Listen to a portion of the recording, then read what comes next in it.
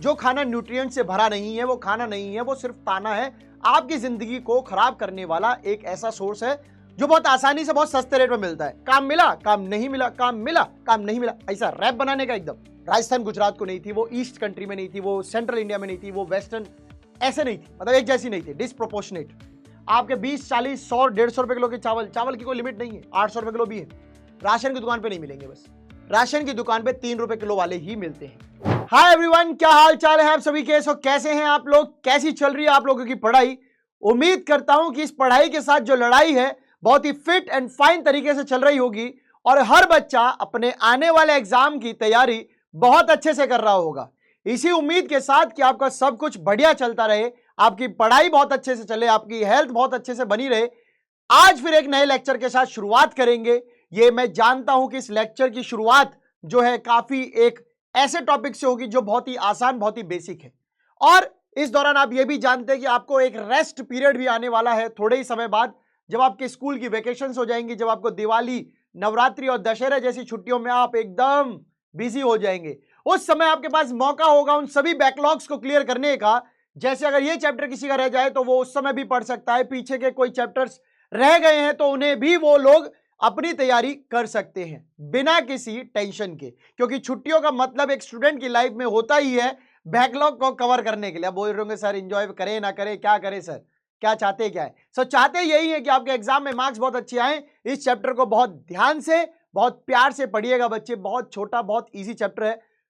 नाम तो सुना ही होगा, फूड सिक्योरिटी इन इंडिया। आप सभी के सामने एक बहुत बेसिक सा टॉपिक, हिंदुस्तान में खाने की जो बात है क्या ही कहे। बट साहब, क्या किसी ने सोचा कि फूड को भी सिक्योर करने की आवश्यकता पड़ती है? सिटीजन्स को सिक्योर कीजिए, एनिमल्स को सिक्योर कीजिए, नेशन में हर जो कुछ भी मतलब प्रोटेक्ट करने के लिए, चाहे वो एनवायरमेंट हो, उसको सिक्योर कीजिए। अब खाने को भी सिक्योर करें, यही तो चर्चा आज होनी है कि भाई फूड को सिक्योर करने की जरूरत क्यों पड़ रही है, कैसे कर सकते हैं, किन के लिए करना है, जिनके लिए करना है उनके लिए नीड भी क्यों है। सो ये सब बातें आप बिना किसी टेंशन के चैप्टर में पढ़ने वाले हो मेरे साथ, यानी कि आपके अपने टीचर जोगिंदर सिंह चार और आपके प्यार भरे प्लेटफॉर्म, हमारे इस प्यार भरे प्लेटफॉर्म फिजिक्स वाला पर आप सभी का बहुत बहुत स्वागत है। इंट्रो बहुत हो गया, शुरुआत कर लेते हैं बिना किसी देरी के। तो आज आपके सामने क्या हम पढ़ने वाले हैं, मीनिंग ऑफ फूड सिक्योरिटी। भाई फूड सिक्योरिटी का मकसद, मतलब क्या होता है? खाने को घेर के बैठे रहे ऐसे ऐसा घेर लें, कोई मेरा खाना नहीं लेगा, ए हट रे बाजू, ए हट, ऐसा करें क्या? ये है फूड सिक्योरिटी? नहीं, ये भी नहीं है। तो प्रॉपर मीनिंग समझेंगे। Why food security? एक इंसान को लिए मतलब खाना बचाने की जरूरत क्यों है, खाने को सिक्योर करने की जरूरत क्यों है, ये भी हम जानेंगे। Who are food insecure? किनको है खतरा? आखिर कौन है वो लोग जिनको खाने के वांदे पड़ने वाले हैं, यानी खाना उनके लिए खत्म हो जाए, वो भूखमरी के शिकार हो सकते हैं। तो कौन है वो लोग?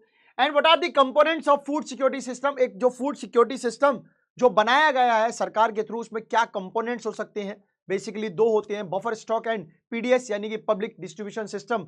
बफर सिस्टम वही स्टॉक हाउस में, आप वेयर हाउस का स्टॉक में आप खाने को स्टोर करके रख दीजिए। स्टोर हाउस में क्या है, कोल्ड स्टोर जैसा, इस तरीके से। वहीं पीडीएस की बात कर ले तो सीधा सीधा मतलब है राशन की दुकान है, जिसमें आप सभी जानते हैं कि एक राशन कार्ड बनता है, उसको दिखाइए और कुछ जो अनाज जो आपको मिलना होता है वो मिलता है।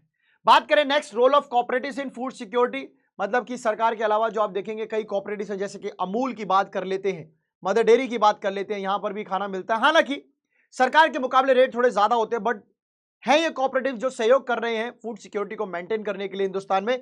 पढ़ते हैं बारी बारी, आते हैं एक एक करके टॉपिक पर अपने सारे। So what is a food security? बच्चों भूल जाइए इस बात को, सिंपली सोचिए फूड की सिक्योरिटी का क्या मतलब है। क्या हम खाने की सिक्योरिटी को कैसे हम जस्टिफाई करें, कैसे समझे? तो देखिए, फूड सिक्योरिटी का मतलब है फूड का सुरक्षित होना, और फूड का सुरक्षित होने का मतलब यह है कि आपके पास खाना हमेशा अवेलेबल रहना चाहिए, वो सुरक्षित है, आपको जब भूख लगे आप खाएं। एक्सेसिबिलिटी ऑफ फूड होना चाहिए, आप उसको एक्सेस कर पाए, मतलब जब आपको भूख लगी है उस टाइम आपको अनाज, आपका खाना मिल पाए। मतलब ऐसा नहीं कि खाना आपके सामने पड़ा है बट आप उसे एक्सेस नहीं कर सकते, दैट मींस वो रोटन फूड है, खराब है, सड़ गया, गल गया। खाना तो है बट हमारे किसी काम का नहीं है। एक्सेसिबिलिटी होना चाहिए। नेक्स्ट इज एफोर्डेबिलिटी, खाना तो है, एक्सेस भी कर पा रहे हैं, ले भी सकते हैं, बट एफोर्डेबल नहीं है। खाना इतना महंगा है कि भाई उसे हर कोई एक्सेस नहीं कर पा रहा है, हर कोई एफोर्ड नहीं कर पा रहा है, तो यहां से ये सेंस भी खराब हो जाता है। तो मैं ये कह सकता हूं कि ये सब आपस में क्या हो सकते हैं बच्चों, इंटर रिलेटेड भी हो सकते हैं। क्या हो सकते हैं, इंटर रिलेटेड भी हो सकते हैं। चलिए बहुत आसान सी बात है, कोई इतना टफ टॉपिक है नहीं। उम्मीद करता हूं कि भाई आप लोग जो है इसको समझेंगे। ठीक है, तो चलिए बारी बारी करके समझते हैं, बारी बारी करके समझते हैं। ठीक है, चलिए एक एक करके टॉपिक समझते हैं। पहला है एबिलिटी ऑफ फूड। अब क्या होती है एबिलिटी? भाई एबिलिटी का मतलब है उपलब्धता, खाने का होना। आपके सामने खाना पड़ा हुआ, दैट इज एबिलिटी। आप उसे खरीद पाए, दैट इज अफोर्डेबिलिटी। आप उसको यूज कर सकते हैं, दैट इज एक्सेसिबिलिटी। तो तीनों ही बातों पे चर्चा करेंगे। बात करते हैं एबिलिटी ऑफ फूड की, तो ध्यान से सुनिएगा। इसका मतलब है food production with in the country. भाई कैसे कहोगे आप एबिलिटी, क्या उपलब्धता? आपके देश में अनाज प्रोडक्शन जो खाना है वो होता है। फूड अगर नहीं भी होता है तो इंपोर्ट करके रखते हैं, नहीं भी होता है तो क्या करते हैं बच्चों, इंपोर्ट करके रखते हैं। ठीक है, next is previous year stock stored in government granaries. सरकार ने कुछ अनाज के भंडार बना रखे हैं। फूड कॉर्पोरेशन ऑफ इंडिया जो कि प्रोक्योर करती है अनाज को, उसके पास खाना है। मतलब कि आपके देश में खाना होना चाहिए, अवेलेबल होना चाहिए, चाहे वो इस साल का हो, चाहे वो स्टोर हाउस में पड़ा हो, चाहे आप इंपोर्ट कीजिए, कुछ भी कीजिए, आप लोगों को फूड अवेलेबल कराइए। Now that is the meaning of availability of food. Next is accessibility. Accessibility means क्या है? It means food is within the reach of every person. हर इंसान के रीच में होना चाहिए, हर व्यक्ति उसको खाने को खा पाए, हर व्यक्ति जहां उसकी चाह हो वहां वो खाना उसको मिल जाए, एक्सेस कर पाए। हाँ भाई खाना है दे दीजिए, ये हो गया। अफोर्डेबिलिटी मतलब क्या है? It means an individual has enough money to buy sufficient safe and nutritious food. देखिए खाना वही है जो न्यूट्रिशियस हो। जो खाना न्यूट्रिएंट से भरा नहीं है वो खाना नहीं है, वो सिर्फ ताना है।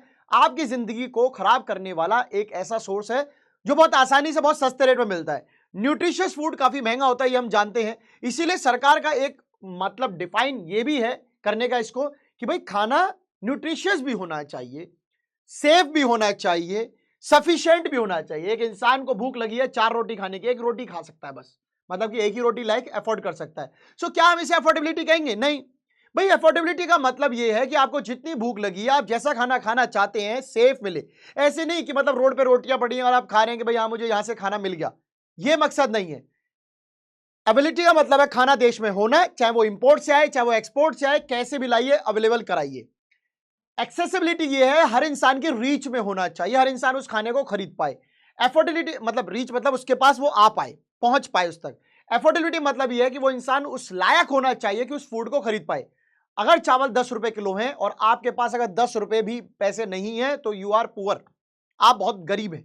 मतलब आप नहीं है, मान के चले जो नहीं ले पा रहे हैं। ठीक है, सो बढ़ते हैं आगे की तरफ। Why food security. तो बात यह है कि भाई जो खाने की आप बात कर रहे हो इसकी सिक्योरिटी करने की नीड क्यों है? सो देखिए अगर कोई ये कहता है कि भाई खतरा है, तो भाई खतरा क्यों है यह भी समझना जरूरी है। कोई चीज के लिए अगर हम वाई लगा रहे हैं तो उस वाई के पीछे कुछ कॉज होंगे, कुछ रीजन होंगे, तो जानते हैं। देश में रहने वाला कोई भी इंसान, सोसाइटी में रहने वाला कोई भी इंसान या किसी भी वर्ग का आदमी, चाहे वो एसटी हो, एससी हो, जनरल हो, ओबीसी हो, रिच हो, पुअर हो, मेल हो, फीमेल हो, चिल्ड्रन हो, बिजनेसमैन हो, कॉमन मैन हो, पॉलिटिशियन हो, आईएएस हो, पियोन हो, कोई भी हो, XYZ, any section of the society, poorest और रिच, चाहे वो अमीर है चाहे वो गरीब है, they might be food insecure. उनके पास फूड की कमी आ सकती है। क्यों आ सकती है? तो सुनिए, ड्यू टू पुअरनेस और नेशनल डिजास्टर और कैलेमिटी। अब मुझे एक बात बताइए, कहीं पर लिखा है कि कोई अमीर कभी गरीब नहीं हो सकता जिंदगी में? मान लीजिए किसी के बिजनेसमैन है, सारे शेयर खत्म हो गए, बर्बाद हो गया, गरीबी में आ सकता है। कोई अमीर कभी अमीर मतलब गरीबी कभी अमीरी में बदल सकती है। दूसरी बात करें, चलिए ये तो हो गई कोइंसिडेंस की बात। अब नेचर के आगे किसकी चली है साहब, ये तो कोई नहीं जानता। तो आप सोचिए अचानक से बाढ़ आ गई, आप बहुत सेफ एंड सिक्योर बैठे थे, आपको खाना खाने जाना था, अचानक से आपने बाढ़ सुनी और अब क्या होगा? आपके सामने खाने की कमी आएगी। क्यों आएगी? तो सुनिए, अगर मान लीजिए कोई अर्थक्वेक, ड्रॉट, फ्लड, बाढ़, फेमाइन, अकाल कुछ भी आ गया, इसकी वजह से क्या हो सकता है? इसकी वजह से यह हो सकता है कि जो देश में प्रोडक्शन है वो घट जाएगी। क्यों नहीं घटेगी? मान लीजिए आप 100 मिलियन टन्स जो है वो वीट प्रोड्यूस कर रहे हैं, अगर कोई भी नेचुरल कैलेमिटी आती है, कोई भी नेचुरल कैलेमिटी अगर आती है, तो एक बात बताइए, एक पर्टिकुलर किसी एरिया में आ गई, मान लीजिए उड़ीसा में आ गई, तो उड़ीसा में खाना खत्म, खाने की कमी होगी क्योंकि बाढ़ है, तो लोग प्रोडक्शन कहां है? खेतों में तो पानी है, तो लोगों के लिए दिक्कत होगी। तो अगर पूरे देश में 100 मिलियन टन पूरे देश के हिसाब से था तो ज्यादातर यहां पे फोकस किया जाएगा, क्योंकि उड़ीसा अपनी भी प्रोडक्शन करता बट अब नहीं कर सकता है, तो उसकी जो कमी है उसको पूरा करने के लिए पूरे नेशन से फूड सप्लाई किया जाएगा टू उड़ीसा। तो देश में फूड प्रोडक्शन रिड्यूस होगी कि नहीं होगी? अगर सब लोग 1-1 रुपया कमाए और एक बंदा अगर किसी दिन ना कमाए तो टोटल समझ रहे हो, एक फैमिली में 10 लोग हैं, 10 रुपए कमाते हैं और यही है कि सब अपना अपना कमाएंगे, अपना अपना खाएंगे, ठीक है। अब एक नहीं कमाता तो इसका मतलब यह कि 9 लोगों के पास एक चॉइस है, या तो वो उसको मिलकर अपना कंट्रीब्यूशन कर दे या उसे भूखा मरने दे। तो यहां पर भी यही है, टोटल प्रोडक्शन रिड्यूस होगी क्योंकि देश में हम भूखा मरने देंगे नहीं, हमें सप्लाई करनी होगी। And this led to the shortage of food grains in affected areas. अगर उड़ीसा में बाढ़ आई है तो यहां पर फूड ग्रेन की कमी होगी, क्योंकि बाढ़ में नेचुरल कंडीशंस ऑपरेट नहीं हो पाती हैं, लोग खेती करने नहीं जाते हैं, लोग दुकानों पे नहीं जाते हैं, दुकानों में पानी भर गया, फिर दुकान ही उड़ गई, किसी बाढ़ के साथ चली गई, तो फूड ग्रेन्स की शॉर्टेज होगी। एंड बिकॉज ऑफ दिस क्या देखने को मिलेगा? हाई प्राइसेस, प्राइस बढ़ जाते हैं। आपने देखा होगा जनरली जब कोई बाढ़ आ जाए, कोई आपदा आ जाए, कहीं कोई मुश्किल हो जाए, तो वहां पर चीजों के प्राइस औने पौने मतलब दुगने तिगने दामों पर मिलने लग जाते हैं, क्योंकि भाई वो मजबूरी है उनके लिए भी, वो नीचे से कहीं दूसरे स्टेट से ला रहे हैं, वहां से लाना इतना आसान नहीं है, लड़ झगड़ के कैलेमिटी के साथ, नेचुरल डिजास्टर के साथ, मतलब इंसान लड़ लड़ के आपके लिए खाना लेके आ रहा है, तो ऑब्वियसली अगर वो इतना मेहनत कर रहा है तो उसके लिए वो रेट हाई चार्ज करता है। तो इसलिए आप समझ सकते हैं कि फूड को सिक्योर करना क्यों जरूरी है। अगर ऐसी नेचुरल कैलेमिटी हमेशा आती रही, हमेशा आती रही, भाई देश है तो नेचुरल एनवायरनमेंट भी रहेगा हमेशा, नेचुरल एनवायरनमेंट आपको अप एंड डाउन दिखाएगा हमेशा। तो ऐसी स्थिति के लिए तैयार रहिए। देश में कभी भी बाढ़ आ सकती है, कभी भी भूकंप आ सकता है, कभी भी अकाल पड़ सकता है, कुछ भी हो सकता है, नेचुरल कैलेमिटी के लिए कुछ भी हो सकता है, तो आपको प्रिपेयर रहना होगा। So because of high prices की वजह से क्या होगा? Some people can not afford to buy food. अब सिचुएशन समझिए, प्राइस अचानक से बढ़ गए हैं तो लोगों की जो इनकम थी वो तो नहीं बढ़ी है, उस पर इंपैक्ट कैसे पड़ेगा? भाई आपकी इनकम नहीं बढ़ी, आपको मान लीजिए पॉजिटिव हमने ये मान लिया कि कंपनी आपको या गवर्नमेंट आपको तनख्वाह दे रही है, बट गवर्नमेंट ऐसा तो नहीं कहेगी कि बेटा बाढ़ है, आपको आज 50,000 रुपए की तनख्वाह 2 लाख दूंगा, बाढ़ है बेटा कोई बात नहीं, ऐसा नहीं होने वाला है। आपकी जो तनख्वाह है वो लिमिटेड, आपका जो रिसोर्स है वो लिमिटेड है। हो सकता है कि आप इस कदर कमजोरी फील कर रहे हो, इस कदर आप वीक फील कर रहे हो कि आप खाना अफोर्ड ही ना कर पाए, आपका पैसा कहीं और लग रहा है। स्पेशली मैं बात करूं अगर पुअरेस्ट सेक्शन की, अगर मैं बात करूं तो 50,000 तो बहुत बड़ी बात है। पुअरेस्ट की बात कर लूं, मान लीजिए जिसका 10,000 रुपए ही महीने की इनकम है, आधा बीमारी में, आधा कहीं ऐसे खर्च हो गया, या फिर 10,000 तो चलो ये भी बहुत बड़ी बात है, वो तो ऐसा होता है कि 5,000 4,000 ऐसा कुछ कमाता है, मान लीजिए लीस्ट अमाउंट कोई भी मान लीजिए, उससे वो खाने की कैसे भरपाई करेगा? जब 5,000 था नॉर्मल कंडीशन में तब ही कम खाता था, आज कैलेमिटी आई है, प्राइस बहुत ज्यादा है, तो वो अफोर्ड ही नहीं कर पाएगा। सो इफ सच कैलेमिटी, अगर इस प्रकार के अर्थक्वेक, इस प्रकार की natural calamity, disaster, flood, famine अगर बड़े लेवल पे आ गए, तो पूरे भारत में अगर मान लीजिए अगर ऐसी कैलेमिटी आ जाए, तो that happens in a wide area, पूरे इंडिया में आ गई, तो उड़ीसा छोड़िए पूरे भारत में आ गई, तो क्या होगा? मे कॉज अ स्टारवेशन, भूखमरी की हालत आ जाएगी।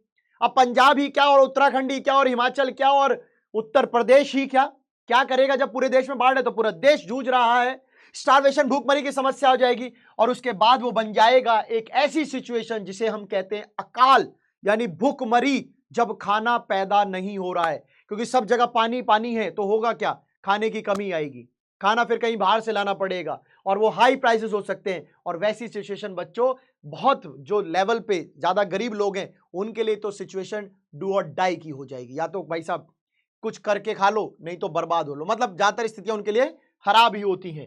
इसलिए आप समझ सकते हैं कि फूड सिक्योर करना क्यों जरूरी है। ऐसी स्टारवेशन जैसी सिचुएशन ना बन जाए, ऐसी फमाइन जैसी कंडीशंस ना बन जाए, इसीलिए सरकार कह रही है कि फूड सिक्योर कीजिए, फूड स्टॉक कीजिए, ग्रेन्स को स्टॉक कीजिए, ग्रेनरीज बनी है, स्टॉक वेयर हाउस बने हैं, जहां पर खाना स्टॉक किया जाता है, कोल्ड स्टोर होते हैं, यहाँ पे फल सब्जियां स्टोर की जाती है, कभी भी कोई भी कंडीशन कभी खराब हो सकती है तो रखना पड़ता है। Now what is the meaning of famine? Famine का क्या मतलब है? आप में से कुछ लोग सोच रहे होंगे, तो बता देते हैं। फेमाइन की पहचान कैसे होती है? It is characterized by wide spread death, जब बड़े लेवल पे लोगों की मृत्यु होनी शुरू हो जाए। क्यों? जब उनको भूखमरी हो जाए, स्टारवेशन एंड एपिडेमिक्स, कोई महामारी फैल गई, मान लीजिए एक तरफ आपको इन्फ्लुएंजा फैल गया है ना, एक तरफ इन्फ्लुएंजा फैल गया, ऐसा इन्फ्लुएंजा से जूझ रहे हैं लोग, मर रहे हैं बीमारी से, ऊपर से भूखमरी, पेट में खाना नहीं, शरीर पे बीमारी है, क्या होगा? वाइड स्प्रेड डेथ, बहुत ज्यादा मृत्यु होंगी। इसकी वजह से क्या होगा? Caused by forced use of contaminated water. किसकी वजह से हुआ ये सब? भाई खराब पानी मिल गया तो आपके शरीर में बीमारी हो गई। आपको सड़ा गला खाना मिल गया तो शरीर में बीमारी हो गई, या फिर आपकी बॉडी इतनी वीक हो गई है कि आप छोटी मोटी बीमारी से लड़ नहीं पा रहे हैं, तो भी डेथ होनी ही है। यह सब महामारी का ही कारण है। महामारी मतलब बहुत ज्यादा लोगों का मरना, हाई लेवल पे डेथ, वाइड स्प्रेड डेथ। वो किस वजह से हो सकती है भाई? जहरीला खाना खा लिया, फूड पॉइजनिंग हो गई, आपके शरीर में लड़ने की ताकत नहीं है बीमारियों के खिलाफ, तब भी तो आपकी डेथ हो सकती है। लोग छोटी छोटी बीमारियों में भी बच्चों चल गुजरते हैं। तो वो क्या है? वीकनिंग बॉडी की पहचान है, कमजोर शरीर की पहचान है। तो ये सब क्या है? मृत्यु पहुंचाते हैं वाइड लेवल। हिंदुस्तान में क्या कभी कोई आज तक सर ऐसी फेमाइन आई है? तो मैं आपको बता दूं, आप एक पिक्चर में पीछे देख रहे होंगे, इसमें लोग जो कमजोर से लोग खड़े हैं। So the most devastating famine, आज तक जो सबसे भयानक, डिवेस्टेटिंग, बर्बाद करने वाली अगर कोई फेमाइन आया है, अकाल आया है, मतलब ऐसा कोई बड़ी प्रॉब्लम आई है, तो वो कब आई है हिंदुस्तान में? बंगाल में आई थी इन 1943, जिसकी वजह से कितने लोग मारे गए? 30 लाख लोग मारे गए, जिनमें आपके किसान, मछुआरे, ट्रक ड्राइवर, वर्कर, ऐसे ही लोग थे जो कि एक ऐसे सेक्शन को बिलोंग करते हैं जिनके लिए फूड सिक्योरिटी की कोशिश शुरुआत से ही सरकार की रही है कि भाई फूड इसलिए सिक्योर किया जाए ताकि देश का जो सबसे लोवेस्ट और पूरेस्ट सेक्शन जो आता है उसे एटलीस्ट भूखमरी से ना बचने, मतलब भूखमरी से ना मरने दिया जाए, मतलब बचने तो बचाया जाए उसे और मरने ना दिया जाए। वही बात करते आगे, पैंडेमिक लाइक कोविड। आप सभी लोगों को पता है कि कोविड आया था गया।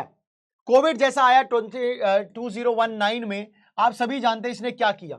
इसने भी एक बार दर्शन कराए लोगों को, भारतीय लोगों को भी, सबको वर्ल्ड में हुआ था भाई, हम सब जानते हैं, पर इंडियंस को इंपैक्ट जो है किसानों को, गरीब लेबर लोगों को, लैंडलेस पुअर फार्मर को, लेबरर को, कैजुअल वर्कर को, इन सबको ज्यादा फील हुआ।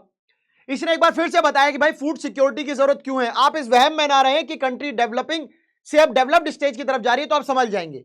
देखिए, फूड सिक्योरिटी मुद्दा रहा है, उसको करना पड़ेगा, क्योंकि देश में आज भी हंगरनेस है, भूखमरी है, लोग भूखे हैं, पूरे सेक्शन आज भी देश में है। ठीक है, so that's why food security is needed in a country to ensure food at all time. So इसीलिए फूड सिक्योरिटी की जरूरत है कि भाई देश में कभी भी कोई भी पैंडेमिक आए, एपिडेमिक आए, स्टारवेशन आए, फेमाइन आए, कुछ भी आए, खाना मिलेगा जरूर, आप भूखे नहीं मरोगे। यही है फूड सिक्योरिटी देश के लिए, और ऐसी महामारियों से निपटने के लिए फूड सिक्योरिटी करनी पड़ती है। आई होप यहां तक समझ में आ गया। क्लियर है? यहां तक क्लियर है कि नहीं क्लियर है? यहां तक कोई दिक्कत? आप लोग ये थोड़ा सा ना सोशल टॉपिक है, थोड़ा सा सामाजिक टॉपिक है, जिसको समझना बहुत ही आसान है। बढ़ते हैं आगे की तरफ। Who are food insecure? किन को खतरा है भाई? किन को खतरा है भुखमरी का? फूड इनसिक्योरिटी किसको है कि खाना नहीं मिल सकता है? So the worst affected groups, जिन लोगों को सबसे ज्यादा इंपैक्ट पड़ सकता है या पड़ता है, they are landless people with little land और नो लैंड, जिनके पास या तो जमीन बिल्कुल भी नहीं है, बहुत थोड़ी है, जहां पर खतरा ज्यादा है। बात करें ट्रेडिशनल आर्टिसन, कोई चटाई का काम करता है, कोई मटका बनाता है, कोई लकड़ी के कुछ और चीजों का काम करता है, जिनका पारंपरिक काम ही गांव में बैठकर आराम से चलता है, वो लोग इसमें इंपैक्ट होते हैं। पैटी सेल्फ एम्प्लॉयड वर्कर्स, कुछ ऐसे लेबर वर्कर जिनका खुद का छोटा छोटा काम है, मान लीजिए कहीं छपाई का काम है, कोई मेहंदी का काम है, और पेड़ कहीं लकड़ी काटने का काम है, बहुत छोटे छोटे काम है। पैटी मीन्स बहुत छोटे छोटे जो काम है जो वो खुद के कर रहे हैं, उन पे भी फर्क पड़ता है। डेस्टिट्यूट्स इंक्लूडिंग बेगर, डेस्टिट्यूट मतलब बहुत ही गरीब, अत्यंत गरीब। तो एक भिखारी से ज्यादा गरीब और क्या होगा? आप सोचिए, भिखारी से ज्यादा गरीब क्या होगा? जो इंसान रोड पे हर डेली पैसा कमा के खाता है, उससे ज्यादा गरीबी तो किसी ने नहीं देखी होगी। तो इन सब को आप सोच सकते हैं। इसके अलावा भी अगर कुछ आपको याद आए तो आप लिख सकते हैं कि दीज आर द मतलब फॉलोइंग पर्संस जो इस कैटेगरी में आते हैं, कि मोस्ट इफेक्टिव कैटेगरी में आते हैं, जो फूड इनसिक्योर होने के सबसे ज्यादा चांसेस पर हैं। ये तो थी ओवरऑल इंडिया में। गरीब कहीं भी हो सकता है, शहर में, गांव में, कहीं भी हो सकता है। शहर में अगर हम बात करें तो फूड इनसिक्योर फैमिलीज कौन है? जिनकी तनख्वाह इल पेड ऑक्यूपेशन है, कुछ ऐसे काम होते हैं जैसे रेडी पे लगाने वाला, जो आप ठेली लगाने वाला एक व्यापारी कह लीजिए या कोई कर्मी कह लीजिए, उसकी तनख्वाह आप समझ सकते हैं कि कोई पक्की तो है नहीं। और बहुत सारे मोची का काम है, कहीं नाली साफ करने का काम है, ये बहुत सारे ऐसे काम है जहां पर तनख्वाह बहुत कम होती है। अब तनख्वाह कम ही होने से ही सारी चीजें फैसला आउट हो जाता है, सीधी सी बात है। तनख्वाह कम है तो जीवन का स्टैंडर्ड ऑफ लिविंग भी छोटा होगा। तनख्वाह कम है तो आपके पास हमेशा खतरा बना रहता होगा कि भाई इतनी सी तनख्वाह में कितना सेव करें, कितना ही खर्च करें। Next is casual labour market. बहुत सारे ऐसे काम होते हैं जैसे कि मान लीजिए आपने कहीं पर घर बन रहा है, अब आप देखेंगे लेबर ज्यादातर यूपी बिहार से आता है दिल्ली में। बारिश का मौसम आते ही लोग घर नहीं बनवाते ज्यादातर, भाई सीलन का रहता है, गर्मी होगी, धूप आएगी तो घर गर्म रहेगा, तो सीलन होगी तो अभी ठीक हो जाएगी। सर्दियों में बहुत कम लोग घर बनाते हैं। अब साल में 12 महीने, सर्दियां भी 3-4 महीने की हैं। सो 3-4 महीने वो लेबर क्या करे? एक बड़े शहर में जो उसने 8 महीने कमाया वो 4 महीनों में लगभग सेटल हो लेता है। तो उसमें वहां पर उसको खतरा है कि भाई मान लो अगर कभी इतना महंगा शहर हो गया और कभी साल के और ज्यादा महीने काम नहीं मिला तो कैसे जिंदगी चलेगी?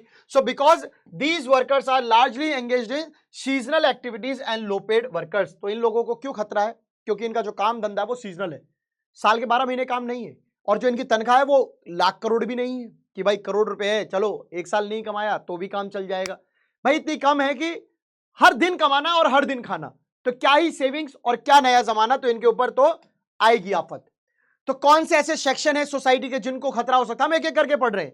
हमने ओवरऑल देख लिया कि भारत में किनको खतरा है, शहर में किनको खतरा है। अच्छा, class section wise ST, SC, OBC, general किसको खतरा हो सकता है? तो सुनिए, ST, SC and some section of OBC. मतलब देखिए, एसटी एससी तो आपको समझ सकते हैं वो पहले से ही डिप्राइव्ड सेक्शन माने गए हैं। ओबीसी में हाँ 2 लिमिटेशन है, एक पैसे वाले, एक कम पैसे वाले। तो हम बात करें कम पैसे वालों की, who have either poor land, जिनके पास जमीन बिल्कुल भी नहीं है, पुअर लैंड बेस मतलब बहुत कम है, ना के बराबर है, और वेरी लो लैंड प्रोडक्टिविटी, या जिनके पास जमीन है भी बट उनसे उपजाऊ जो है, प्रोडक्शन जो बहुत कम होता है, आधे से ज्यादा जमीन खराब है। गरीब हैं तो इक्विपमेंट्स नहीं खरीद सकते हैं, गरीब है तो लेबर हायर नहीं कर सकते हैं, गरीब है तो मॉडर्न टूल्स भी यूज नहीं हो सकते। जब इतने होते तो फिर ऐसे ही क्यों होते? उन लोगों के पास ऐसे कोई सोर्स नहीं है, तो प्रोडक्टिविटी ऑब्वियसली लो होती है। जितना भी कुछ अरेंज कर पाते उससे थोड़ा बहुत करते अपने गुजारे लायक, वो भी नहीं हुआ तो, क्योंकि नेचुरल कैलेमिटी तो यहां भी आ सकती है। सो इनको खतरा है, so they are prone to food insecurity, इनको खतरा है। समझ रहे हैं आप? इनको खतरा है। और किसको है देखते हैं। सो वुमेन को कैसे? वुमेन एक ऐसा जो है, मैं कहूंगा कि एक ऐसी कैटेगरी है जो आज भी फूड इनसिक्योरिटी के मामले में जूझ रही है, जिसको आज भी खतरा है। अब कैसे खतरा है, तो मैं आपको एक एग्जांपल देता हूं। बहुत सारे बच्चे जो मां से जन्म लेने के बाद आपने शुरुआत में देखे बड़े कमजोर से नजर आते हैं, हड्डियां नजर आती हैं पेट में से, सांस ले रहे होते तो पेट काफी अंदर चला जाता है। ये प्रैक्टिकली आप हॉस्पिटल में देखेंगे, गर्दन की हड्डियां नजर आ रही हैं, मांस मतलब बिल्कुल ना के बराबर है, पैरों में कोई प्रॉब्लम आ गई, शरीर में कोई प्रॉब्लम आ गई, मेल न्यूट्रिशन के शिकार हो गए, कुपोषण के शिकार हो गए, कोई और डिसीज हो गया। इसके पीछे रीजन हमेशा साइंटिफिक नहीं होता, कई बार प्रैक्टिकल भी होता है कि भाई खाने को मां को ही नहीं मिला तो बच्चा ही कैसे हेल्दी होता। बच्चे को माल न्यूट्रिशन का शिकार तभी हो सकता है जब उसको खाने के लिए उसकी मां को उसके जन्म से पहले प्रॉपर डाइट ना मिले और जन्म के बाद बच्चे को फिर प्रॉपर डाइट ना मिले। So a high incidence of malnutrition आजकल महिलाओं में देखने को मिला है। महिलाएं आप देखिएगा ज्यादातर जो पूरे सेक्शन की आती है, उनके बच्चे की आप स्थिति और उनकी स्थिति देख के आप समझ सकते हैं। मैंने आपको दिखाया है, ये आपको बहुत कॉमन सी पिक्चर देखने को मिलेगी हिंदुस्तान भारत में, जहां पर बच्चे बहुत ही कमजोर होते हैं। आपने बच्चे देखे होंगे भाई, पैसे वालों के बच्चे देखना, ऐसे गोलू मोलू लाल से गाल होते हैं, तोंद भी बाहर निकली होती है, जैसे गुदगुदे हाथ होते हैं। बेचारा जो हमारा गरीब बच्चा होता है, जिस बच्चे के पास खाने के लिए उसकी मां के पास उसके लिए कुछ होता ही नहीं है, तो वो मेल न्यूट्रिशन के शिकार होते हैं। And that because unborn baby, जो पैदा अभी बच्चा नहीं हुआ है, उसको रिस्क हो सकता है मेल न्यूट्रिशन का, कुपोषण का शिकार। जब मां खाएगी नहीं तो बच्चा कैसा होगा, आप खुद सोचिए। A large proportion of pregnant and nursing mothers and children under the age of 5 years, they constitute an important segment of this population.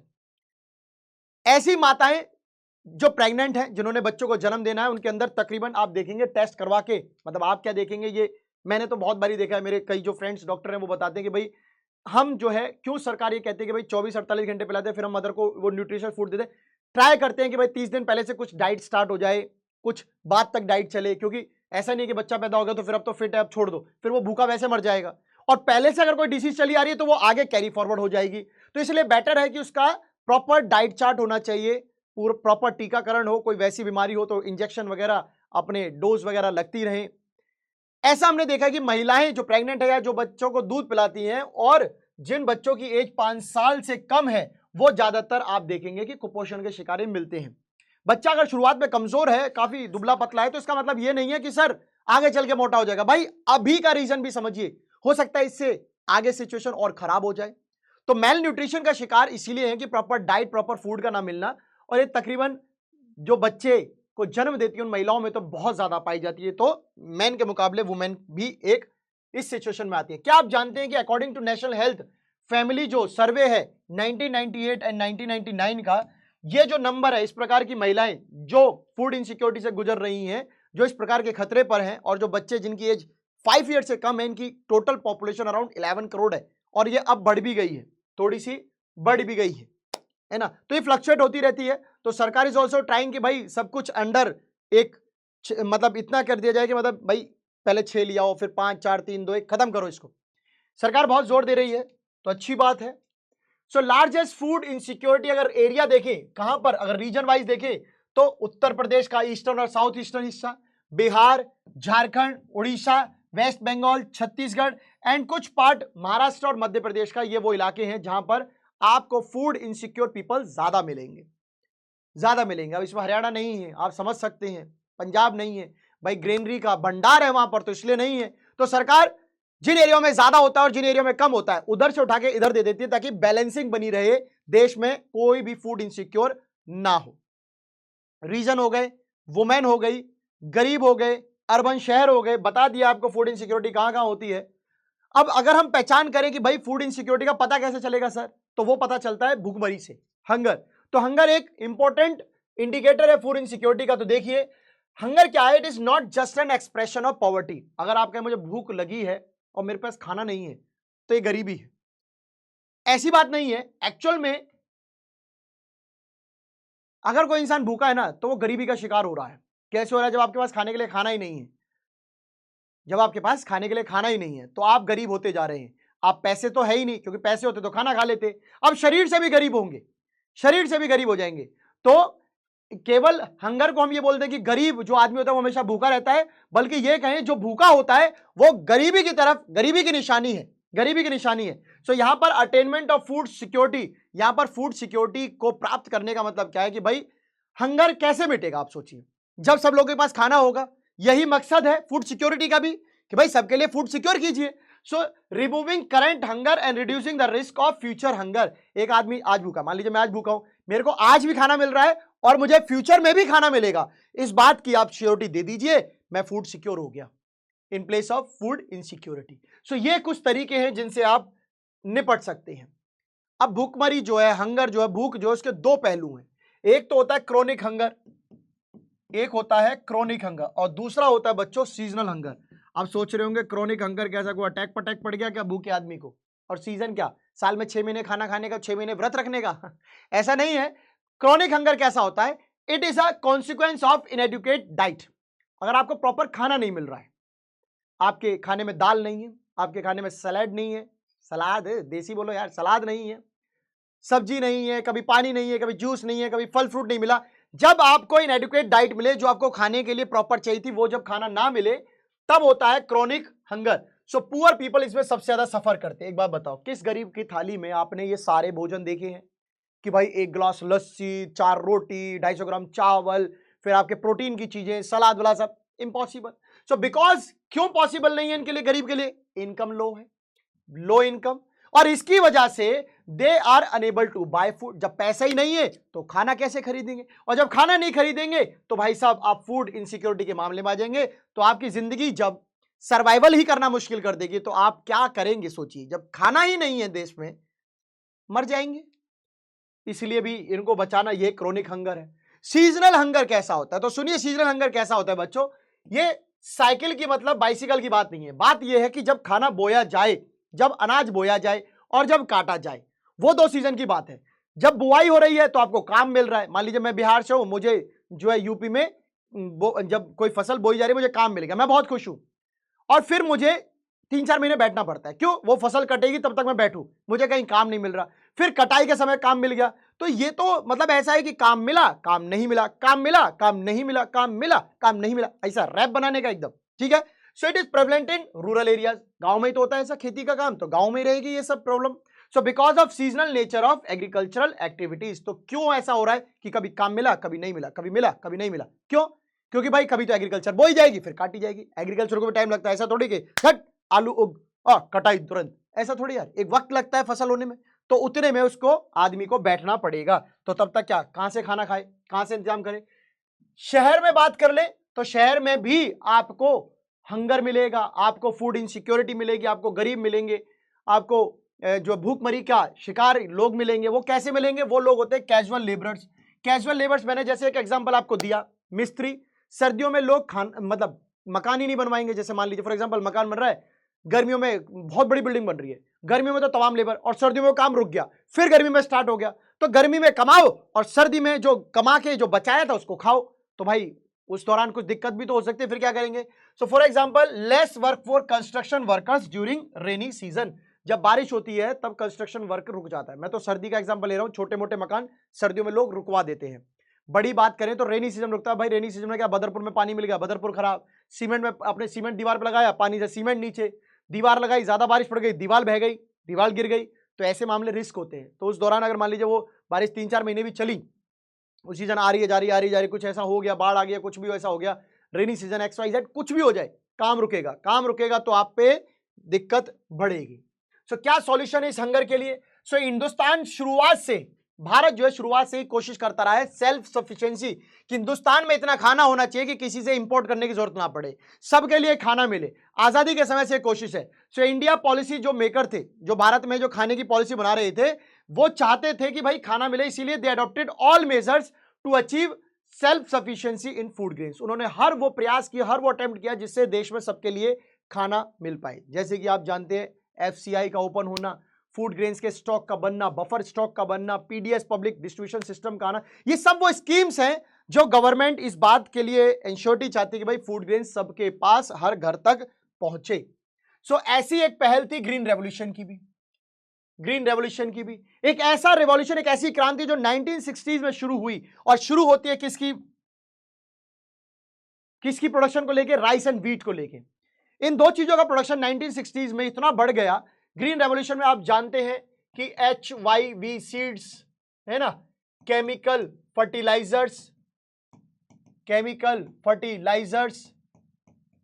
Pesticides, modern equipments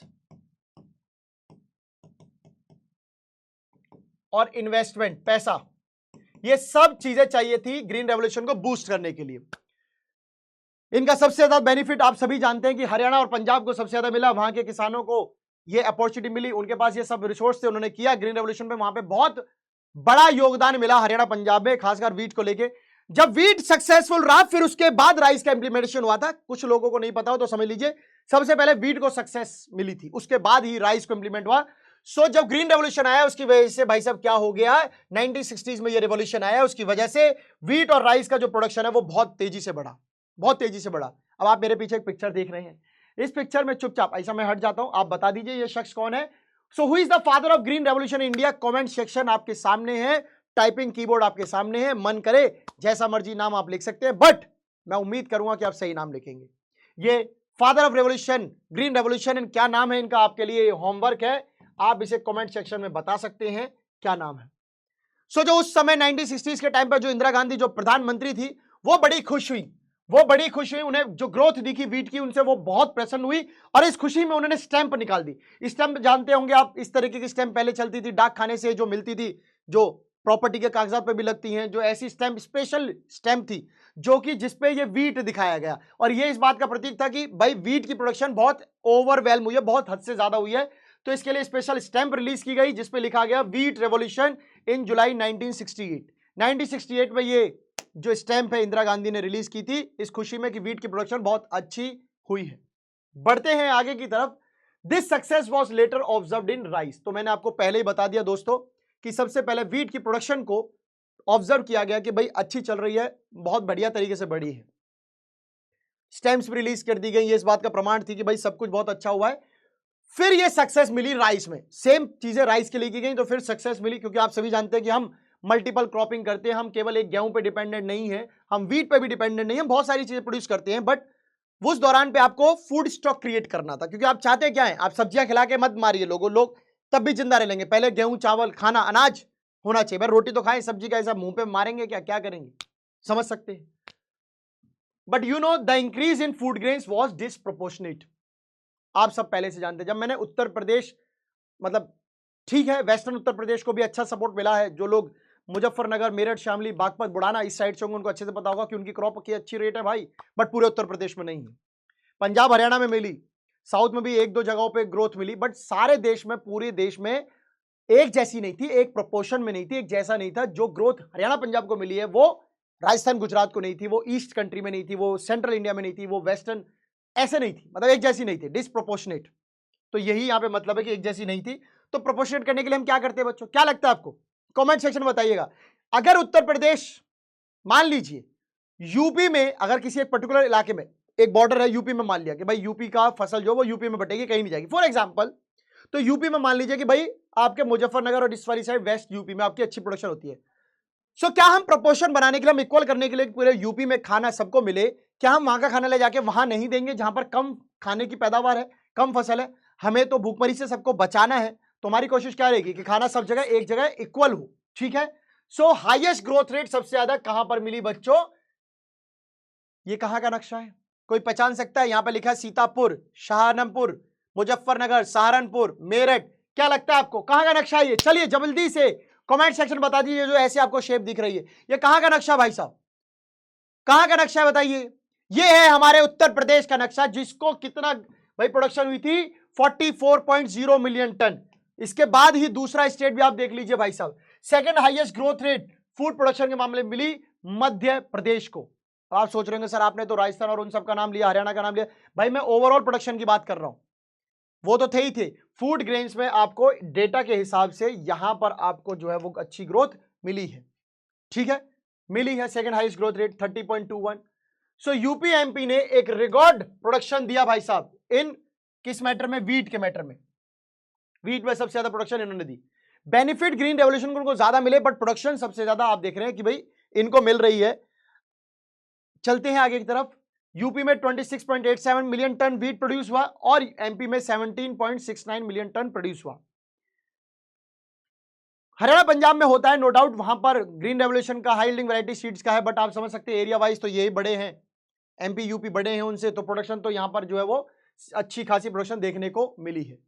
बात करते हैं अपने नए टॉपिक की, food security in India, Bharat में कैसे ensure. तो देखिए India has become self sufficient in food grains, हम जान चुके हैं, क्योंकि इतना स्टॉक बन रहा है तो बहुत अच्छी बात है।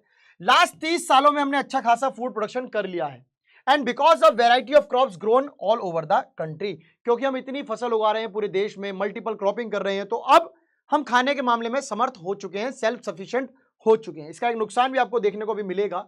फूड सिक्योरिटी के दो कंपोनेंट है, एक तो बफर स्टॉक, आप स्टॉक क्रिएट कीजिए, मतलब आपके पास भंडार हो। दूसरा पीडीएस, यानी कि राशन की दुकानें जिन्हें कहते हैं, पब्लिक डिस्ट्रीब्यूशन सिस्टम। राशन इकट्ठा हो गया, उसको कोई बांटेगा तो सही, बांटने का काम दिया पीडीएस को कि भाई राशन की दुकानें खोलिए, लोगों तक अनाज पहुंचाइए। अब सुनिए बफर स्टॉक क्या होता है? स्टॉक किसका? फूड ग्रेन्स का, अनाज का। अनाज किसकी बात कर रहे हैं? व्हीट एंड राइस की बात कर रहे हैं, ठीक है। प्रोक्योर्ड बाय गवर्नमेंट, सरकार ने किसानों से गेहूं और चावल ले लिए। प्रोक्योर्ड मतलब उनसे ले लेना, किसान से ले लिए। थ्रू किसके through? Food corporation of India. अब आपको क्या लगता है कोई देश की सरकार किसानों के पास जाएगी? नहीं। सरकार का एक डिपार्टमेंट है, सेंट्रल गवर्नमेंट की एक डिपार्टमेंट है जिसका नाम है food corporation of India, FCI. FCI deal करती है किसानों से कि भाई हाँ हम आपका अनाज खरीदेंगे, आप बेफिक्र रहिए। तो food security, food corporation of India के थ्रू इन्होंने खरीद लिया। फूड कॉर्पोरेशन ऑफ इंडिया ने क्या किया? Food corporation of India purchases wheat and rice from किससे? फार्मर से। जो राज्यों के किसान थे उनसे खरीद लिया। किन राज्यों के किसान से? जिन पे सरप्लस प्रोडक्शन था। मान लीजिए कि अगर हम सबसे ही प्रोडक्शन खरीद लेंगे, फिर सबको ही बांटना है वापस, वो और प्रॉब्लम। हमारा मेन मुद्दा क्या है? प्रोक्योर करने का। उसको अपने पास जेब में तो रखना नहीं है, अल्टीमेटली उसको डिस्ट्रीब्यूट ही करना है, ठीक है। अब जिन इलाकों में ऑलरेडी कमी है तो भैया तुम्हारे पास जितना है उतना लो, कमी पड़ेगी तो और देंगे। तो ऐसा नहीं कि सबसे खून चूस लेंगे, ठीक है। तो सरप्लस जिनके पास, फालतू जिनके पास था, सरप्लस मतलब एक्स्ट्रा, जिनके पास एक्स्ट्रा था उनसे ले लिया। एंड इसके लिए फार्मर्स को पेमेंट भी गई, है ना। सो फार्मर को पे भी किया जाता है।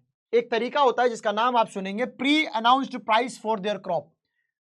आप कुछ और क्रॉप कर रहे हैं, सरकार बोल रही भाई गेहूं चावल ज्यादा होना चाहिए, कल को भूखमरी ना हो। तो आपने किसान से बोला देखिए श्यामलाल जी आपको गेहूं उगाना है। बोले मैं क्यों उगाऊंगा, मेरा क्या फायदा? तो बोलेंगे हम आपको क्रॉप उगाने से पहले ही कुछ पैसा दे देते हैं, प्री अनाउंस्ड प्राइस, कि भाई आप गेहूं उगाएंगे तो हम आपको 200 रुपए पर बोरी देंगे या 500 रुपए बोरी देंगे, जैसा भी देंगे। सो उसे हम क्या कहते हैं? जो प्राइस किसी भी क्रॉप के होने से पहले दिया जा रहा है उसे एमएसपी, मिनिमम सपोर्ट प्राइस दिया जाता था। प्री अनाउंस प्राइस है, पहले से फसल के होने से पहले एक प्राइस अनाउंस कर दिया जाता है मिनिमम, कि इतना तो मिलेगा। आजकल अब बच्चे सोच रहे हैं एमएसपी का सर मुद्दा हुआ था बीच में। देखिए सरकार का कहना यह है कि 500 रुपए मान लो हम बोरी के दे रहे हैं के, अगर आपको इससे बाहर 700 मिले तो आप प्राइवेट को बेच दो, वरना 500 में तो हम दे ही देंगे, 500 में तो हम दे ही देंगे। तो ये एमएसपी कौन डिक्लेयर करता है? By the central government. कब करते हैं? बिफोर द सोइंग सीजन, जब आप फसल उगाने वाले हो उससे पहले। उगाने के बाद क्या भाई, किसान बोलेगा कि पहले बता दो कितना दे रहे हो, तब तो मैं उगाऊंगा, नहीं तो फिर मैं काय को उगाऊंगा। आप खुद सोचो, जब आपको पता चल जाए काम करने से पहले कि भाई आपको बोर्ड में अगर आप सिर्फ बैठने जाते हो तो आपको 80% मार्क्स मिलते हो, तो बैठने सब जाएंगे। अब ऐसा पता चल जाए कि नहीं पता, आ जाना बता देंगे, वहां गड़बड़ है। तो एमएसपी सरकार डिक्लेयर करती है। What is the reason for providing incentive to farmer? क्यों एमएसपी दिया जा रहा है? इसलिए दिया जा रहा है ताकि to raise the production of crops, ताकि आप गेहूं चावल प्रोड्यूस करें। जब आपको लालच नहीं मिलेगा, आपको फायदा नहीं मिलेगा, तो किसान अपनी मर्जी की क्रॉप करेगा जिससे उसको फायदा हो। सरकार का फायदा किससे है? व्हीट एंड राइस से। तो सरकार आपको इसलिए इंसेंटिव दे रही है। So do you know why this buffer stock is created by the government? सरकार क्यों ये स्टॉक क्रिएट कर रही है? ये तो बहुत कॉमन सा सवाल है, कमेंट सेक्शन में बताइए। सरकार क्यों बफर स्टॉक बना रही है बच्चों? क्यों बना रही है? कोई है जो बता सके? इसलिए बना रही है ताकि अनाज को जो है, जिन एरियाओं में कमी है क्रॉप की, जिन एरियाओं में अनाज नहीं उगता है, वहां अनाज बांटा जा सके, इसीलिए तो है। आप सेविंग क्यों करते हो? जब कभी कमी आई तो आप उस सेविंग को यूटिलाइज कर सके। डेफिशिट मतलब कम, लेस, जहां पे प्रोडक्शन कम है उन एरियाओं में बांटे ताकि प्रोपोर्शनेट रहे। ठीक है। सो किनके? अमंग द पूरे सेक्शन ऑफ द सोसाइटी, जो सबसे ज्यादा गरीब है। और उनको कैसे देंगे? At a price lower than the market price. मान लीजिए चावल 20 रुपए किलो चल रहे हैं मार्केट में 20 रुपए किलो चल रहे हैं। अब गरीब अफोर्ड नहीं कर पा रहा और सरकार कह रही है हम भी 20 देंगे, तो भाई तुम में और सरकार में मतलब प्राइवेट में क्या फर्क है? तो मान लीजिए सरकार कहती है हम 2 रुपए किलो देंगे, अब वो वीट जो है ऑब्टेन कर पाएगा। अब यहाँ पे कुछ लोग सोच रहे हैं सर क्वालिटी अच्छी नहीं होती, तो भाई मुफ्त में तो मुफ्त की रेट के हिसाब से ऐसा ही मिलता है। सो मार्केट प्राइस से कम में देते हैं, जो मार्केट प्राइस से कम में देते हैं उसे कहते हैं इशू प्राइस। इशू प्राइस मतलब वो प्राइस जो सरकार ने मार्केट से कम दाम पे आपको दे दिया, आपको इशू कर दिया। भाई 20 रुपए किलो चावल मार्केट में चल रहे हैं, हम आपको 2 रुपए किलो देंगे। Now this is the issue price, कि आपने किस प्राइस पर लोगों को दिया है, इशू किया है, अनाज जारी किया है। ठीक है। पीडीएस क्या होता है? तो मैंने आपको पीडीएस का आंख बंद करके बताया कि राशन की दुकान याद रखना। सो जो फूड सरकार ने लिया था एफसीआई के थ्रू, किसने खरीदा? एक्चुअल में एफसीआई ने प्रोक्योर किया ना, ऑब्टेन तो एफसीआई ने किया है। Through government regulated ration shops के थ्रू जो है अब वो क्या किया जाएगा? गरीबों तक बांटा जाएगा। पीडीएस का मतलब ही यही है, पब्लिक डिस्ट्रीब्यूशन सिस्टम, मतलब समाज में लोगों के लिए जो डिस्ट्रीब्यूट करने का जो सिस्टम है, जैसे कि राशन की दुकानें, इन पर अनाज आता है, एफसीआई इन पे अनाज रखता है, फिर ये लोग जो है गरीबों को राशन कार्ड के थ्रू सप्लाई करते हैं। तो चलिए देखते हैं आगे। So there are about 5.5 lakh ration shop है हिंदुस्तान में। अब कम भी हो रही है धीरे धीरे। अब देखेंगे कि लोग अब एबल हो गए तो वो बाहर से खरीद लेते हैं। राशन शॉप्स को ही हम क्या कहते हैं? फेयर प्राइस शॉप्स भी कहते हैं। सही दाम वाली दुकानें, चावल 3 रुपए किलो, गेहूं 2 रुपए किलो, बाहर तो मिलता ही नहीं है, फेयर प्राइस शॉप्स है। सो यहां पर बहुत सारे आइटम बेचे जाते हैं, जैसे कैरोसिन, चीनी, गुड़, चावल, तेल, ये सब बेचे जाते हैं। किस प्राइस पे? Lower than the market price पे। आपके 20, 40, 100, 150 रुपए किलो के चावल की कोई लिमिट नहीं है, 800 रुपए किलो भी है। राशन की दुकान पे नहीं मिलेंगे, बस राशन की दुकान पे 3 रुपए किलो वाले ही मिलते हैं। ठीक है। So family with ration card, जिन भी परिवार के पास राशन कार्ड है, दे कैन बाय 35 किलो अनाज ले सकते हैं, गेहूं चावल मिला के। 5 लीटर कैरोसिन मतलब जो मिट्टी का तेल होता है, और 5 केजी शुगर केन, वो मतलब शुगर केन क्या, ऐसा शुगर केन या शुगर ले सकते हैं, अगर आप इसे कहें तो शुगर है, शुगर केन नहीं है। गन्ना लेके क्या करेंगे? कौन सी राशन की दुकान पे गन्ना मिलता है? शुगर ले सकते हैं। ठीक है। तो राशन कार्ड कितने टाइप के होते हैं? 3 टाइप के होते हैं। अंत्योदय योजना के तहत बने राशन कार्ड, बीपीएल के बने तहत राशन कार्ड, और एपीएल के तहत बने राशन कार्ड। अब सुन लीजिए, अंत्योदय मतलब अंत की दया, मान लीजिए, इसका ट्रिक बना लीजिए। अंत की दया मतलब सबसे गरीब, उनके लिए एक card. BPL below poverty line, देखिए एक होता है ऐसा, ये होगी पॉवर्टी लाइन, इससे ऊपर है एपीएल अबव पॉवर्टी लाइन, इससे नीचे है बीपीएल, और थर्ड जो सबसे है वो है बच्चों अंत्योदय वाले।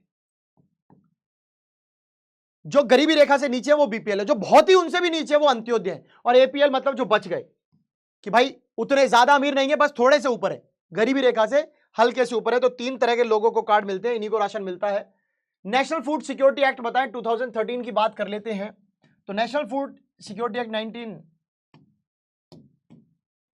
2013 के देखें तो this act provides for food and nutritional security life at affordable prices. जो आप अभी देख रहे थे 3 रुपए किलो वाला, 2 रुपए किलो वाला सिस्टम, वो इसी एक्ट के थ्रू है। Under this act, 75% of the rural population and 50% of the urban population have been categorized as eligible household for food security. उन्होंने बोला कि भाई जो गांव में रहने वाले लोग हैं उनकी 75% आबादी सर्वे के हिसाब से, नेशनल फूड सिक्योरिटी एक्ट 2013 के हिसाब से बता रहे हैं कि भाई 75% गांव के लोग और 50% शहर के लोगों में फूड सिक्योरिटी की कैटेगरी में इनको लाया गया कि इनको खाना प्रोवाइड करना है राशन के थ्रू, क्योंकि अभी गरीब है। धीरे धीरे जो बच्चे, ये डेटा और कम हो जाएगा। सो करंट स्टेटस क्या है पीडीएस का, अभी क्या चल रहा है? तो देखिए शुरुआत में तो पीडीएस जो है सबके लिए कर दिया, जितने भी गरीब है, कोई कैटेगरी नहीं, कोई थोड़ा अमीर, कम गरीब, अमीर, ऐसा नहीं था, सबके लिए कर दिया। Means no discrimination between the poor and non poor, poor और नॉन पुअर के बीच में कुछ नहीं था। 1992 में एक चेंज लेके आए, रिवैम्प हुआ, रिवैम्प मतलब चेंज लेके आए पीडीएस में। Was introduced in 1700 block in the country, 1700 अलग अलग जगहों पर, 1700 अलग अलग जो इलाके थे उनमें वो चेंज एक साथ लागू किए गए। क्या चेंज किए गए तो आप समझेंगे what is the main M of this revamp, क्या जरूरत थी इसकी चेंज करने की, कि ताकि जो एक्चुअल में राशन की दुकानों का जो पर्पस है वो सबसे गरीब क्लास के लिए, पिछड़े लोगों के लिए और दूर दराज वाले लोगों के लिए, जिनका खाना नहीं पहुंच सकता, जिनको जो शहर तक नहीं आ सकते, जहां कोई दुकान नहीं खुल सकती, वहां राशन की दुकान खुलेगी।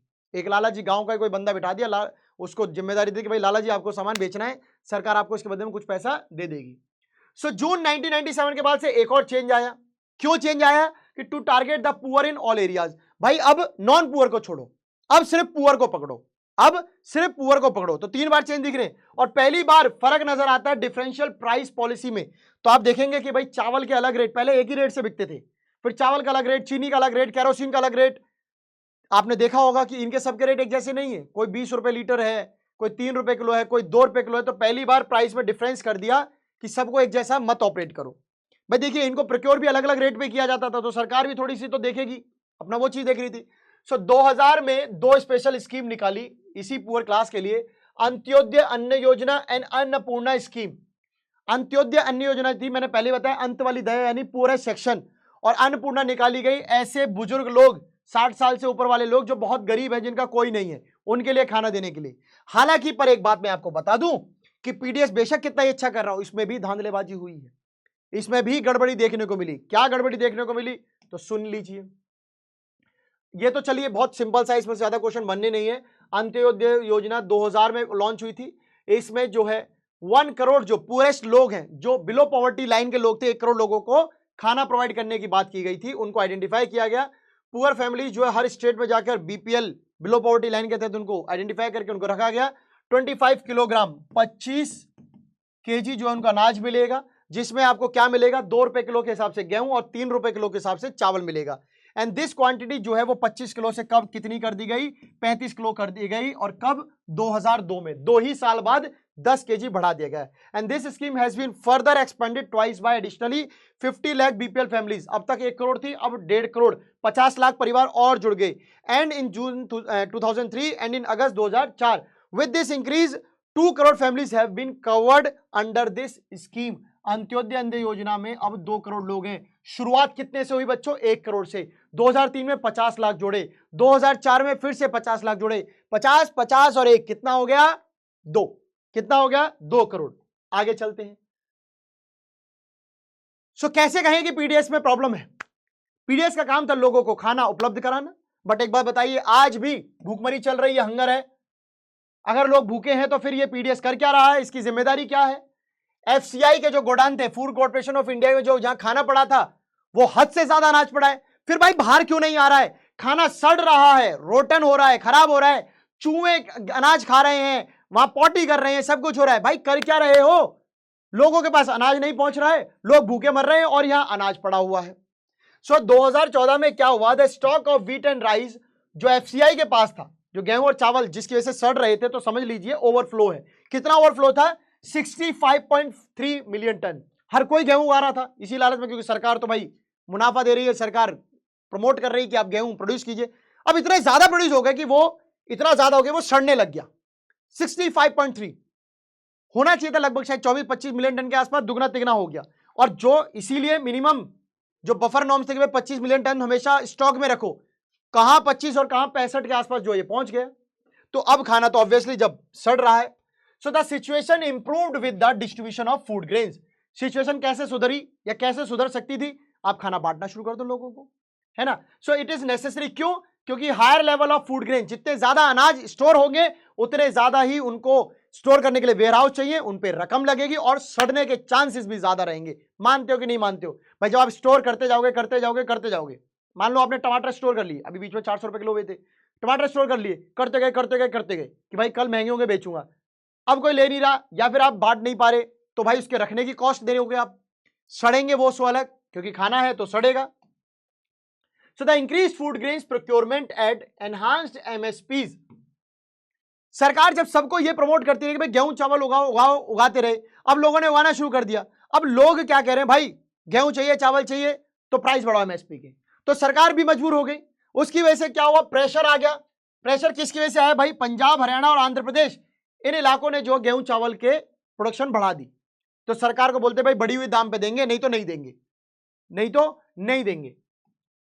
सो इंक्रीज एमएसपी की वजह से क्या हुआ, that induced farmers in surplus states, जहां जिन एरिया में गेहूं और कम होते थे, to divert land from production of coarse grain to rice and wheat.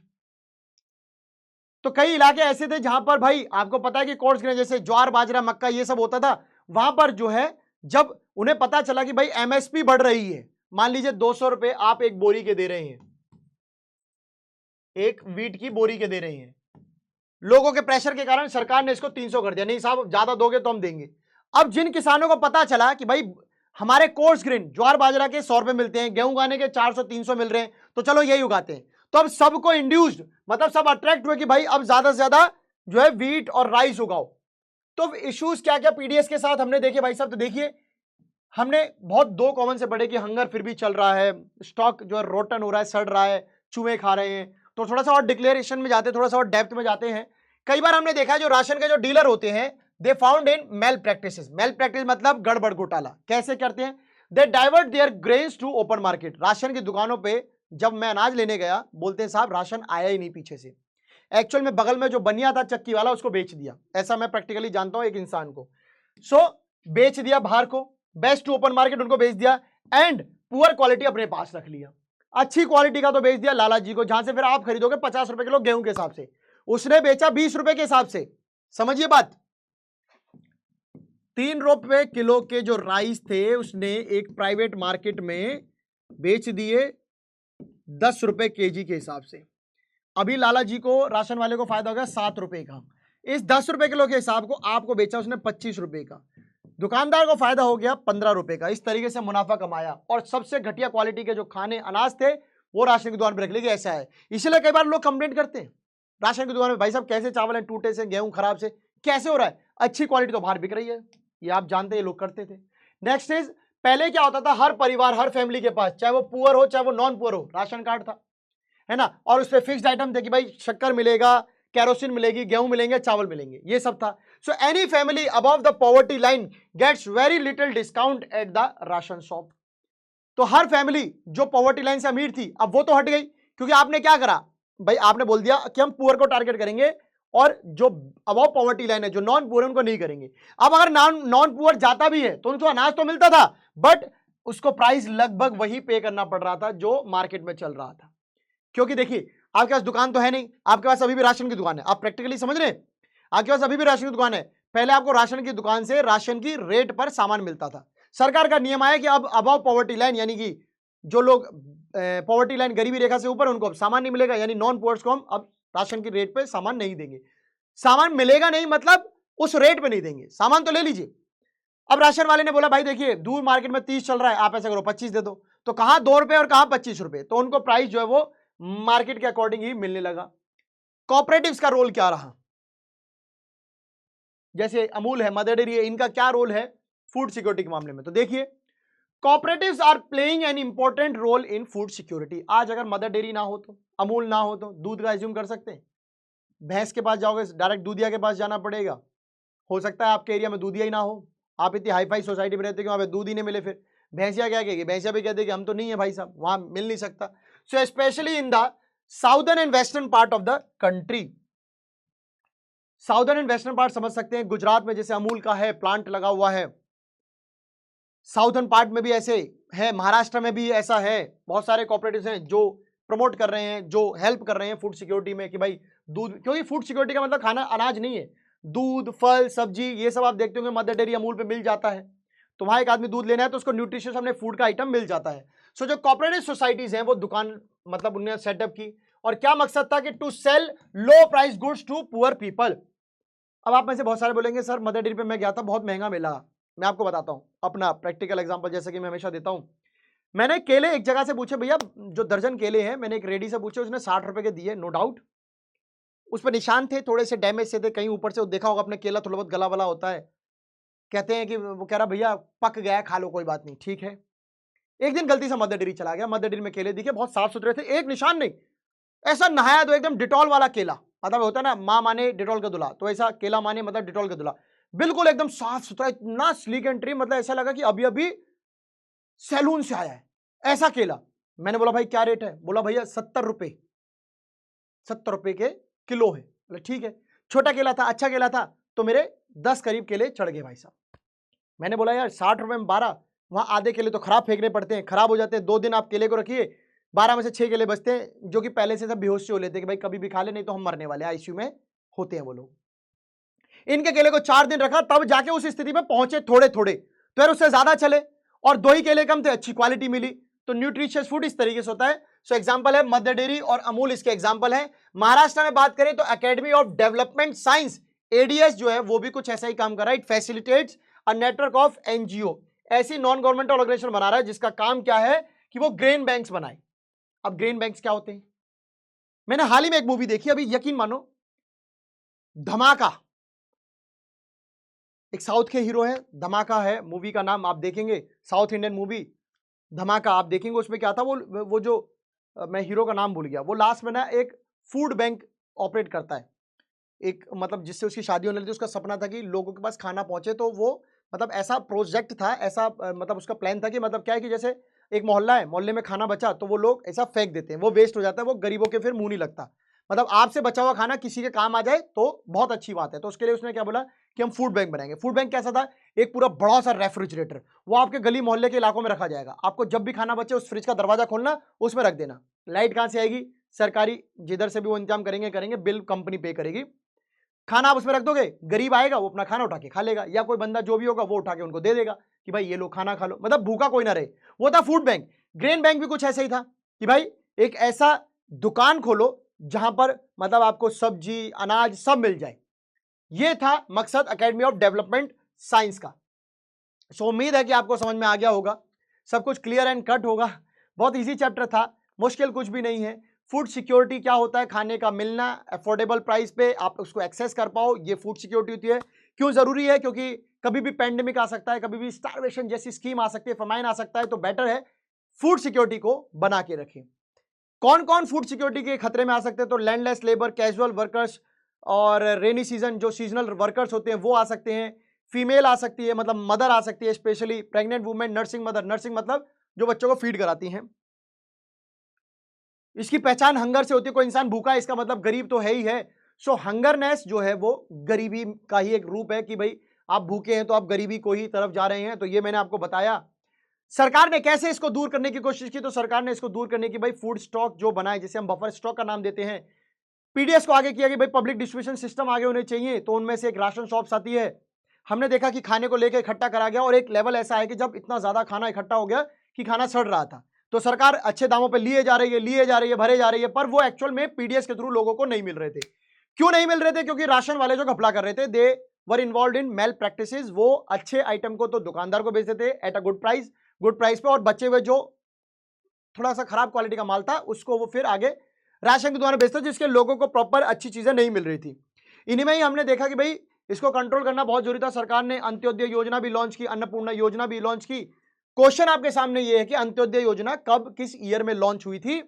Initially इसमें कितने लोग थे, कितना केजी जो है ग्रेन्स देने की बात हुई, एंड सडनली 2003 2004 में कितने लोग हो गए, और जो है राइस, व्हीट, इनकी क्वांटिटी मिलाकर कितने से कितनी पहुंचा दी गई? ये आपके लिए कमेंट सेक्शन में क्वेश्चन है, आप प्लीज कमेंट करके जरूर बताइएगा।